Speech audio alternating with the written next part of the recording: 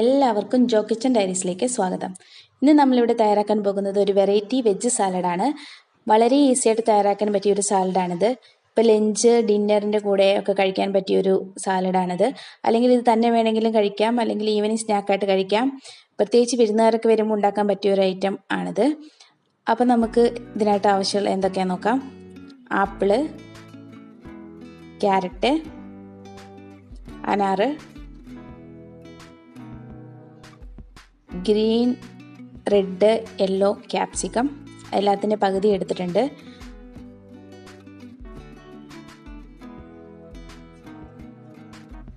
പിന്നെ മാങ്ങ,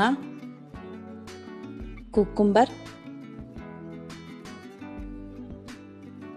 ഇതിനായിട്ട് ഞാൻ വേവിച്ച് വെച്ച വെള്ളക്കടല എടുത്തിട്ടുണ്ട്.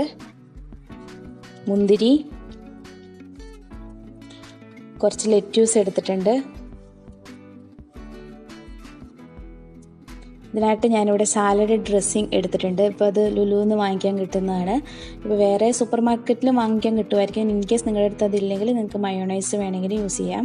കുരുമുളക് പൊടി, ഉപ്പ്. ഇതിനായിട്ട് ഞാനിവിടെ 2 വലിയ കുബൂസ് എടുത്തിട്ടുണ്ട്. ഇപ്പോൾ നിങ്ങൾക്ക് കുബൂസൊന്നും കിട്ടണില്ലെങ്കിൽ നിങ്ങൾക്ക് ചപ്പാത്തി വെച്ചും ട്രൈ ചെയ്യാം. ആക്ച്വലി ഞാൻ ചപ്പാത്തി വെച്ച് ട്രൈ ചെയ്തിട്ടില്ല. നിങ്ങൾ ട്രൈ ചെയ്തിട്ട് ഫീഡ്ബാക്ക് എന്താണെന്ന് കമൻറ്റ് ബോക്സിലിടണേ. ഇപ്പം ഞാനിത് കട്ട് ചെയ്യാനുള്ള എളുപ്പത്തിന് വേണ്ടിയിട്ട് ഇതിൻ്റെ സൈഡെല്ലാം ഒന്ന് മുറിച്ച് മാറ്റുന്നുണ്ട്. ഇത് നമ്മൾ കളയണമൊന്നുമില്ല, ഇത് ഇതിൻ്റെ കൂടെ തന്നെ നമ്മൾ കട്ട് ചെയ്ത് ചേർക്കും. ഇനി ഇത് ചെറിയ സ്ക്വയർ കഷ്ണങ്ങളായിട്ട് മുറിച്ചെടുക്കുകയാണ്. ഇപ്പോൾ സ്ക്വയർ തന്നെ ആയിട്ട് മുറിച്ചെടുക്കണമെന്നൊരു നിർബന്ധമില്ല. നിങ്ങൾക്ക് വേറെ ഷേപ്പിൽ വേണമെങ്കിൽ അങ്ങനെ മുറിച്ചെടുക്കാം, ഡയമണ്ട് ഷേപ്പിൽ വേണമെങ്കിൽ അങ്ങനെ മുറിച്ചെടുക്കാം. അതിലൊന്നും പ്രശ്നമൊന്നുമില്ല. ഇപ്പോൾ ഇതിൽ ഓരോ ഇൻഗ്രീഡിയൻസ് എല്ലാം നിങ്ങളുടെ ഇഷ്ടത്തിന് എടുക്കാവുന്നതാണ്. ഇൻഗ്രീഡിയൻസിൻ്റെ അളവും നിങ്ങളുടെ ഇഷ്ടത്തിന് എടുക്കാവുന്നതാണ്. ഇപ്പോൾ ഇതെല്ലാം ചേർക്കണമെന്ന് ഒരു നിർബന്ധവും ഇല്ല. അതെല്ലാം അവരവരുടെ ഇഷ്ടത്തിന് എടുക്കുക. പിന്നെ ഫ്രൂട്ട്സ് കൂടുതൽ നിന്നാൽ മുന്നിൽ നിന്നാൽ കുറച്ചും കൂടെ ടേസ്റ്റാണ്. ഇതുപോലെ തന്നെ നേരത്തെ മുറിച്ച് വെച്ച സൈഡും ഇതുപോലെ തന്നെ കട്ട് ചെയ്യുക.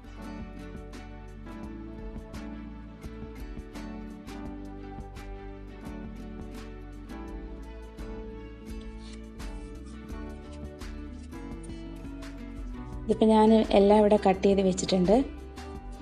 നമുക്ക് ചൂടായ ഒരു ഫ്രൈയിങ് പാനിലോട്ട് ഇത് ഇട്ട് കൊടുക്കാം. എണ്ണയൊന്നും ഒഴിച്ചു കൊടുക്കേണ്ട ആവശ്യമൊന്നുമില്ല. ഇനി ഇത് ക്രിസ്പി ആവുന്നിടം വരെ ഇതൊന്ന് ഇളക്കി കൊടുത്തുകൊണ്ടിരിക്കണം.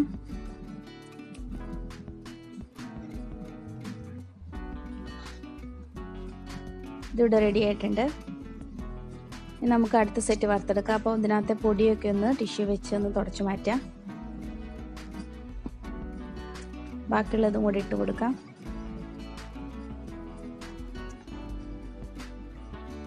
ഇതിവിടെ റെഡി ആയിട്ടുണ്ട്. നമുക്കൊരു ബൗളിലേക്ക് ക്യാരറ്റ് ഇട്ട് കൊടുക്കാം, മാങ്ങ ഇട്ട് കൊടുക്കാം,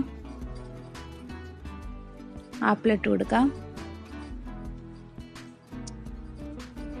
കുക്കുംബർ ഇട്ട് കൊടുക്കാം, ക്യാപ്സിക്കം ഇട്ട് കൊടുക്കാം, ലെറ്റ്യൂസ് ഇട്ട് കൊടുക്കാം, ഗ്രീൻ ക്യാപ്സിക്കം ഇട്ട് കൊടുക്കാം,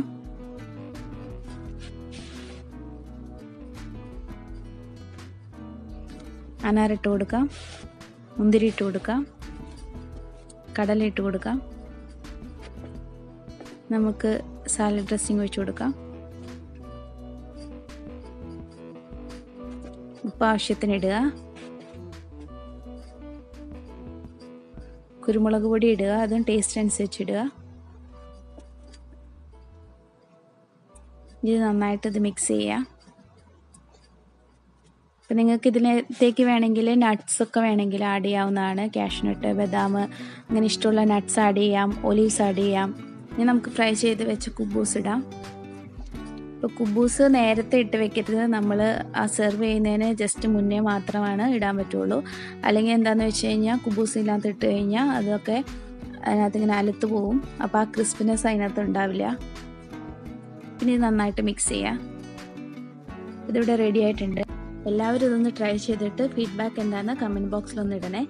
അപ്പോൾ എൻ്റെ വീഡിയോ ഇഷ്ടമായെങ്കിൽ ലൈക്ക് ചെയ്യാനും ഷെയർ ചെയ്യാനും സബ്സ്ക്രൈബ് ചെയ്യാനും മറക്കല്ലേ.